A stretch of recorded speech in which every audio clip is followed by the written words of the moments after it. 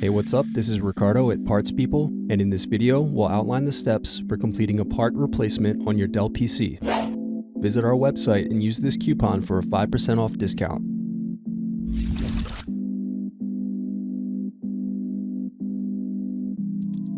First, unscrew and slide out DVD optical drive.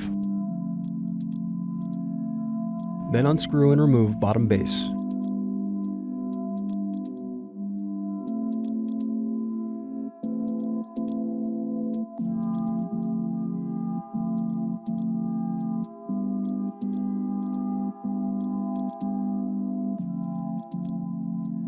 Now unscrew and disconnect battery.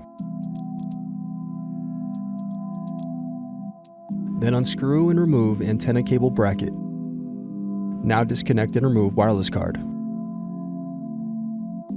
Thanks for watching. Don't forget to like and subscribe if you enjoyed this video. And if you need more, check out this playlist to watch other tutorials for your laptop. You can also click here to find parts for your laptop at partspeople.com.